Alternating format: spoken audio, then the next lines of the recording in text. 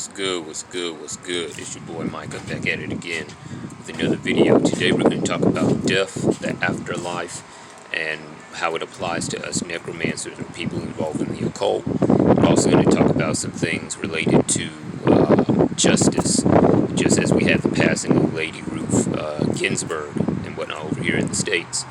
And we're just going to give some context to some things and talk about protocol and all that good shit. So let's begin. The afterlife. As necromancers, we have the ability to call death upon certain people through various methods, and also to keep death from touching certain people, whether it be friends, loved ones, yourself, or otherwise. However, in the end, death comes for us all, including those who have power over it or know how to use the proper methods to get shit done. For muggles or religious people like Christians, Muslims, Buddhists, or what have you, the thing that matters for them that dictates where they're going to go is their belief system. That is to say, if there's not no occult interference and you're not planning on trapping them in crystals and all the other kind of shit. But let's just say the coast is clear for them, right?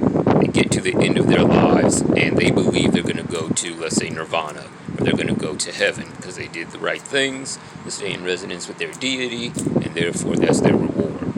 When they die, the energy of those beliefs and any guardians they have around them from those associated pantheons and all that is going to transfer them and transport them to that particular afterlife, because that's where they believe they're going to go. For occultists and those who have spiritual evolution, spiritual power, that kind of thing, what matters for us is not necessarily our belief systems, because most of us know how to astral project, and we can see the realities and planes and afterlives for ourselves.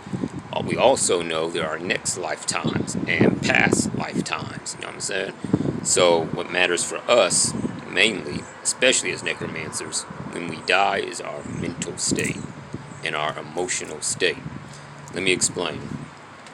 If someone is holding a gun to your head and they're about to pull the trigger, as a necromancer, the last thing you need to be in is fear. When they pull the trigger, the energy of the blood that is spilled, the energy of your emotional state, their emotional state, and whatever planar energies are around will decide whether you are liberated and you go wherever the fuck you please, or whether you're dragged down into the realm of the dead to stay there forever. You feel me?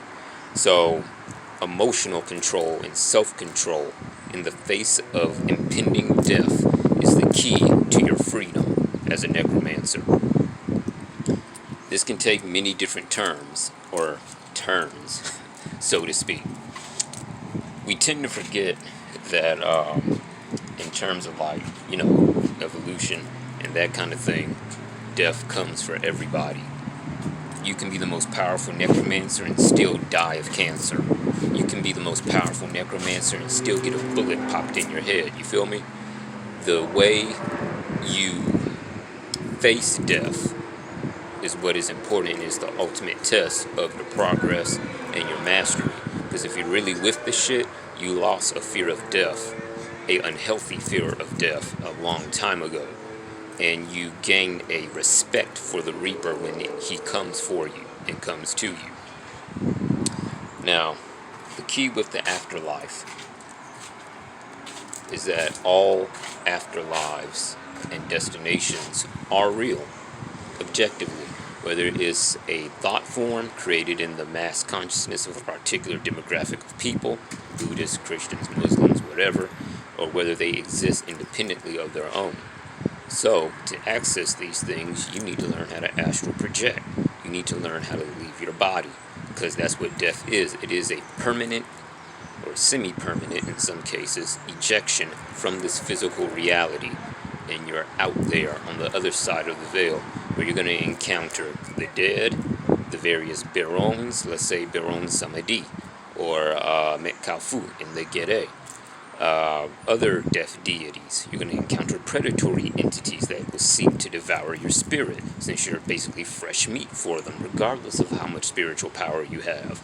So you have to be on your P's and Q's and be aware of this shit and have experience ahead of time. That way, when you do go, you're not just caught lacking, so to speak. When it comes to matters of the afterlife and death, there are various things that you can create to kind of certify your destination where you want to go. Perhaps you want to go to another plane before you reincarnate and all this other kind of shit.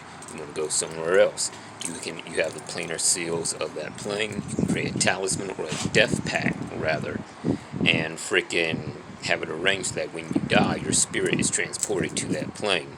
Then you can go about the whole process of either incarnating there or forcibly reincarnating into another person or denizen of that plane, take them over, and through a gradual process of awakening, possess them and add their power to your own and thus grow and repeat the process over and over and over again. That way you're not sucked into this fucking machine that likes to reincarnate people, and you avoid the whole mind wiping process of having to forget everything you knew before and all the other kind of stuff, right? So just keep that in mind. When it comes to us occultists and whatnot, and black magicians, spiritual evolution does play a factor in your death. Meaning, if you ain't did shit and you're fucking physically weak, you could be on your way to wherever you believe you're gonna go. However, something could come out the woodworks and devour your spirit and devour your soul. Or, how do I want to fucking phrase this? Fuck it. Or the gravitational well produced by local cemeteries, produced by other sorcerers who are your enemies that are trying to trap your spirit and whatnot, that will pull you in because you're not strong enough to break that pull. And now you're either stuck with a particular group of the dead, or you're stuck in somebody's fucking crystal or item of power. Your energy being harvested, that kind of thing. Another thing that goes into this is how well you treat and respect the dead that you work with. Respect goes a very fucking long way. If you treat the dead like shit, don't be surprised when you're bound by them, by the ruling head of that cemetery or whatever, or you're fucking judged, and then your soul is given over to the devourers, like they say in Egyptian mythology. If your heart is not lighter than a feather, it will be given to the devourer. Plain and simple. Now that has occult implications and interpretations just on its own, but you understand what I'm saying. If you are a warlord, so to speak, like an astral warlord, necromantic warlord, whatever, you have your own legions of the dead and all that, just because they fucking serve you does not mean you can treat your men like shit. That's what most people forget. That's in the physical and in the spiritual. You have to fucking take care of your armies and legions, just like you would if you were a physical general having your own men. You know what I'm saying? That's offerings. That's respect.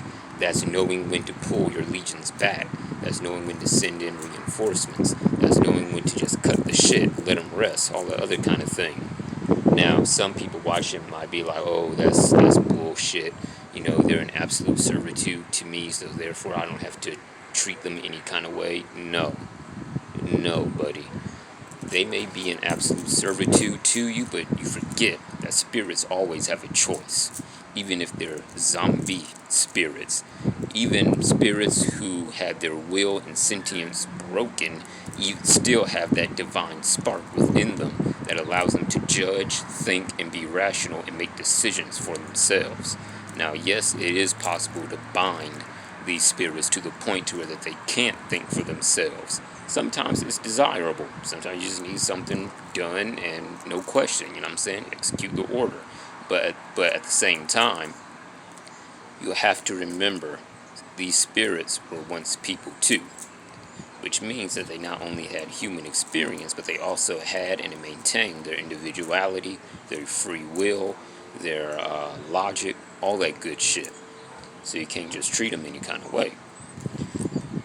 If you treat treat your spirits and legions and the dead with respect, they will have your fucking back like no other in both the living world and in the world of the dead. You know what I'm saying? There is such a thing as being given honors, being, I don't want to say promoted, but promoted in the world of the dead and whatnot. There is a protocol, so to speak. Your level of your level of spiritual evolution that you gain in this life translates and carries over into the next life. That kind of thing. So that's the most important principle for us necromancers, occultists, etc. when death comes for us, when it is our time to depart this plane. Now, the other factor that ties into this is occult warfare. There are sorcerers that have been killed due to the death curses of another individual. What happens to them is sometimes they can go into slavery or enslavement, being trapped in a crystal, harvested for your energy, all that other kind of shit. They're spiritual food, so to speak. While I'm talking about it, there's a way you can die before you die. It's very similar to like having a first death and a second death and a third death, so to speak. In some cultures, the first death, like with the Native Americans, that's being born into this world. Second death is the death of the physical body. The third death is the death of the soul and any energetic trace of you in this universe, in this existence. You are dead. No memory, nobody remembers you, there's nothing anybody can summon you with, no energetic tethers, etc. I like to say that there's a fourth death, a hidden death. There's a way to death curse a sorcerer or a person so that their spirit and soul withers and dies before their physical body dies. And that way, it's just a natural process, feel me? This is most commonly seen when you properly execute a death ritual correctly, when you're really putting will, power, and energy into it, and you're pushing from your fucking spirit, and you're really affecting this person. On the other side of the veil, what's going on is that their spirit and soul are being strangled, suffocated, and mutilated by your magic. Meanwhile, on the physical, they look just fine. They doing their thing, they're talking their shit, they doing whatever, but they're dead in the spiritual realm, totally.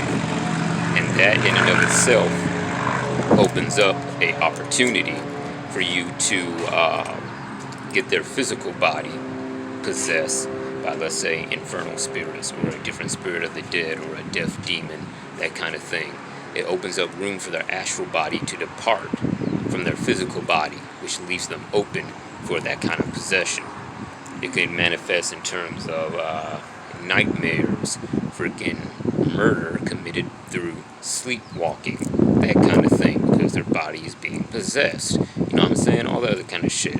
So just be aware of that hidden death, so to speak. And if you have spiritual discernment, like you can tell when shit ain't right, you can look at yourself at times and see when someone is doing something and that death is trying to manifest, and you can catch it ahead of time, and thus, in a way, come back from the dead with even more power. Let me explain that just a little bit. There is a way that you can resurrect yourself in a hidden fashion when you catch someone doing death curses against you, and you see that death starting to manifest in your spirit before it hits your mind and your body. When you do this, you're reversing the energetic current that was sent to you. And this reversal does not merely just send back what was sent to you, but it creates a vortex of resurrection, which is different from reanimation. But resurrection, where your spirit, all your qualities, your temperament, your elements, etc., are reformed and brought back to normal. And as they reform, the original level of power that you had comes back. And as you do this successfully, it starts to manifest in your mind and in your soul and in your body. You start to have more vitality, you start to think clearer, etc. And you're also aware of the fuck nigga that tried to cast against you. Thus you avoid impending death and doom. Now, There are different groups of the dead. There are different ranks of the dead, different sorcerers and whatnot, who are in the group of having either killed through death curses, or who were killed through death curses.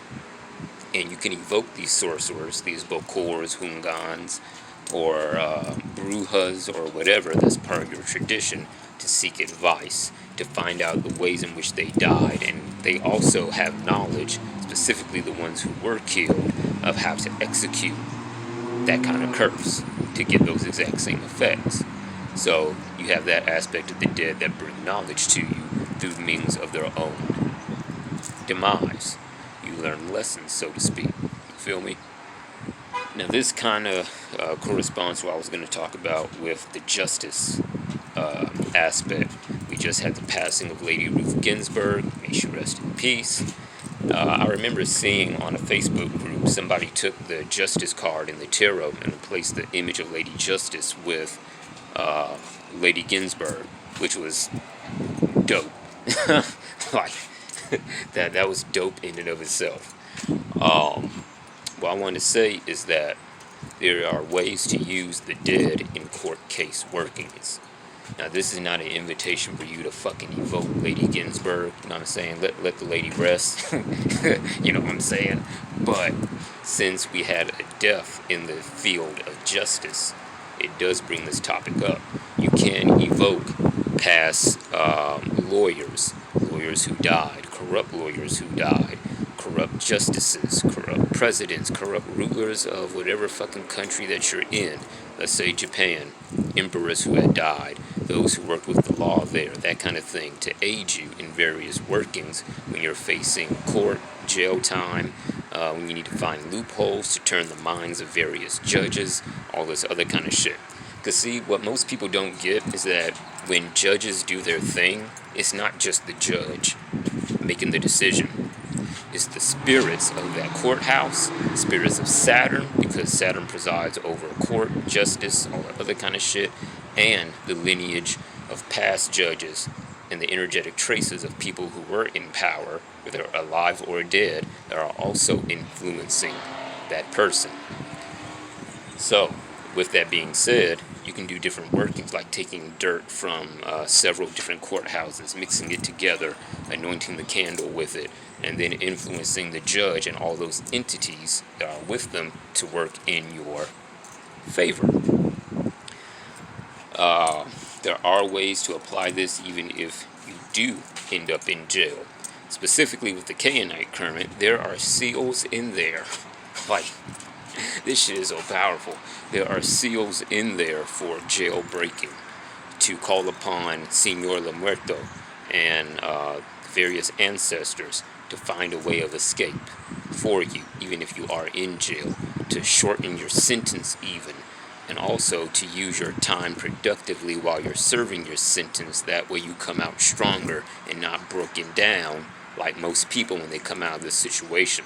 Because when you enter into jail, when you enter into these types of situations, whether spiritual or physical, it's a whole different energetic environment. It's an entirely different world.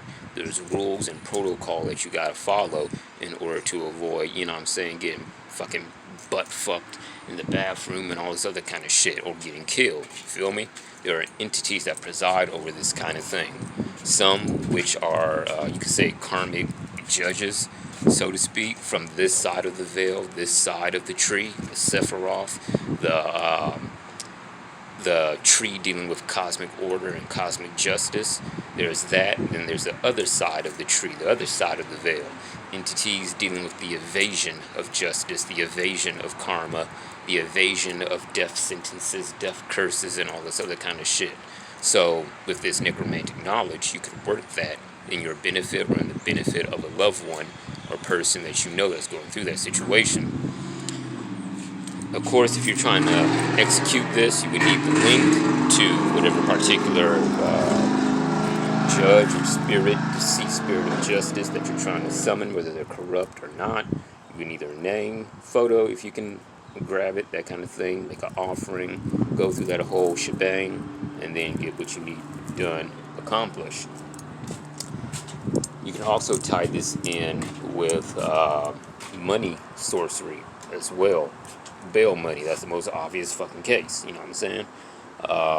You can call upon various, I don't want to say criminals, but there's certain people in organizations you can call upon in order to bring you money or to prevent money from coming to someone else, and doing things such as fraud, extortion, preventing fraud, preventing extortion.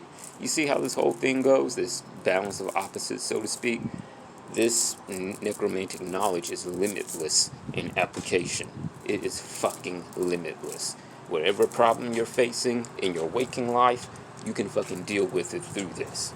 You might not find the answer right then and there, but the answer will reveal itself in time as you keep going in your path, as you keep working with the dead, as you gain their respect and they gain your respect, because it's a mutual thing. And you'll find the answer and the solution that you need. So, that being said, that's going to be pretty much it. I'll be dropping some more videos in this upcoming week, so stay tuned. Please like, share, subscribe, and thank you for watching. Peace.